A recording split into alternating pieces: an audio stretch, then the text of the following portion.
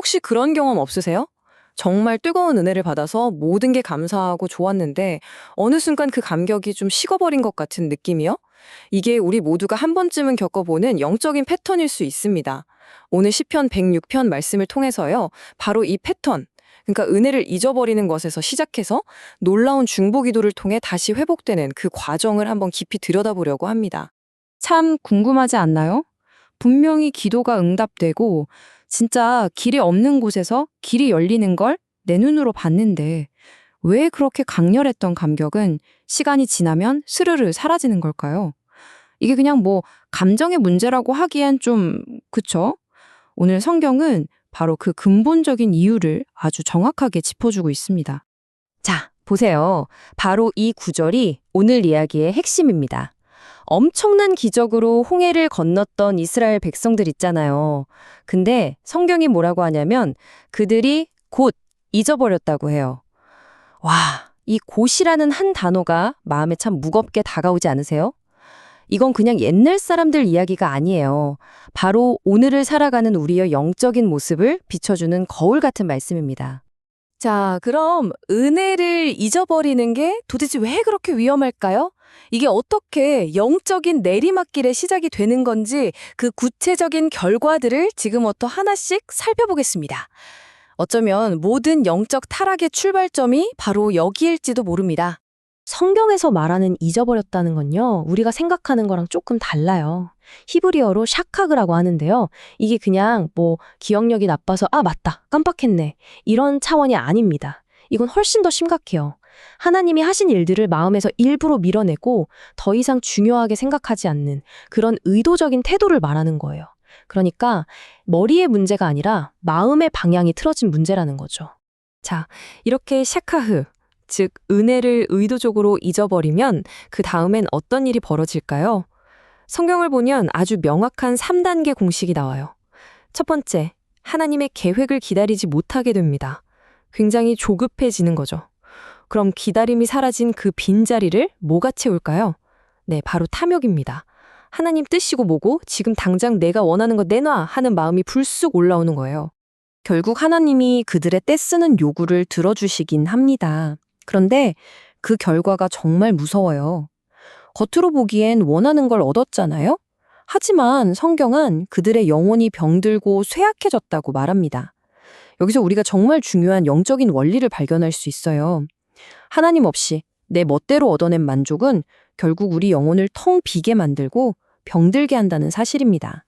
근데 여기서 끝이 아니에요. 은혜를 잊어버린 결과는 더 기가 막힌 상황으로 이어집니다. 이들이 뭘 했냐면 상상도 못할 거래를 해요. 이집트에서 그 엄청난 기적을 보여주신 살아계신 하나님의 영광을 고작 풀이나 뜯어먹는 소 형상, 그러니까 금송아지랑 바꿔치기 한 겁니다. 진짜 충격적이지 않으세요? 여기서 말하는 영광이라는 단어가 히브리어로 카보드인데요. 이게 그냥 와 멋지다, 빛난다 이런 뜻이 아니에요. 훨씬 더 깊은 의미가 있습니다. 하나님의 임재가 가진 그 묵직한 무게감, 그 실체, 그 존엄성 자체를 의미하는 단어거든요. 그러니까 이 사람들은 이 어마어마한 가치를 가진 카보드를 그냥 눈에 보이는 쇳덩어리 우상이랑 바꿔버린 겁니다. 자, 그럼 이 옛날 이야기가 지금 우리랑 무슨 상관이 있을까요? 이스라엘 백성이 눈에 보이는 소 모양을 붙들었다면 오늘 우리는 뭘 붙들고 살고 있나요? 혹시 우리의 금송아지는 돈이나 성공 아니면 다른 사람들의 인정 같은 그런 눈에 보이는 안정감은 아닐까요? 입으로는 하나님 믿습니다라고 말하면서 정작 내 마음의 진짜 중심은 바른 것에 기대고 있지는 않은지 우리 자신을 한번 돌아봐야 합니다. 이렇게 죄는 점점 깊어지고 이제 하나님의 심판을 피할 수 없을 것 같은 이 절망적인 상황에서 이야기는 아주 극적인 전환점을 맞이합니다. 하나님의 그 무서운 진노를 딱 멈춰 세운 놀라운 개입이 등장하거든요. 먼저 우리가 기억해야 할 원칙이 하나 있어요. 죄에는 반드시 결과, 즉 심판이 따른다는 겁니다. 성경을 보면 이스라엘 백성들 사이에 끔찍한 재앙이 무섭게 번졌다고 기록되어 있습니다. 정말 이제 모든 게 끝난 것처럼 보이는 상황이죠. 바로 그 위기의 순간에 팔랄이라는 행동이 나타납니다. 이 단어는 사이에 서다, 틈을 막다, 개입해서 중재하다 이런 뜻을 가지고 있어요.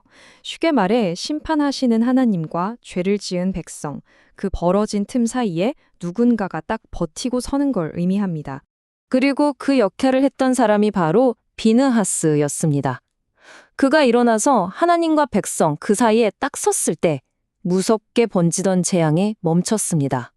와, 이게 바로 중보의 힘이에요.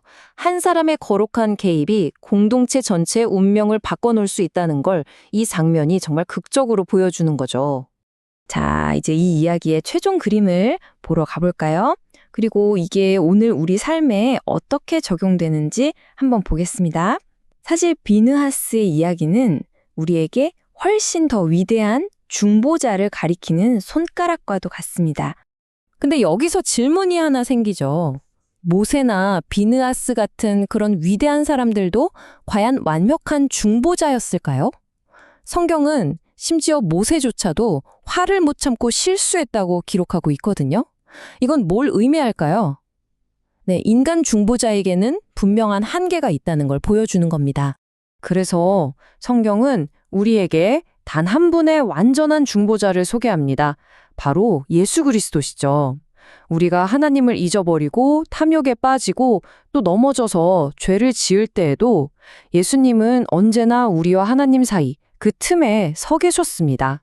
그리고 마침내 십자가 위에서 하나님의 모든 진노를 자신의 몸으로 다 받아내심으로써 우리가 받아야 할 심판을 완전히 대신 치러 주신 겁니다. 그렇다면 이 놀라운 은혜를 받은 우리는 이제 어떻게 살아야 할까요? 오늘 성경이 우리에게 4가지를 명확하게 알려줍니다. 첫째, 잊어버렸던 그 은혜 다시 기억하고 꽉 붙드는 겁니다. 둘째, 내 욕심이 아니라 하나님의 때를 신뢰하면서 기다리는 법을 배우는 거예요. 셋째, 눈에 보이는 것들이 주는 안정감이 아니라 보이지 않는 하나님을 붙드는 겁니다. 그리고 마지막으로 나 역시 다른 누군가를 위해 그 틈에 서주는 중보자로 살아가는 것, 바로 이겁니다. 오늘 말씀을 마무리하면서 여러분께 마지막으로 이 질문을 드리고 싶습니다. 이 은혜의 순환을 이제 알게 된 당신은 오늘 누구를 위해 그 틈에 서 있습니까? 당신의 가정, 당신의 공동체, 당신의 이웃을 위해 과연 누구의 틈에 서서 기도하고 계신가요? 이 질문이 오늘 여러분의 삶에 깊은 울림이 되기를 바랍니다.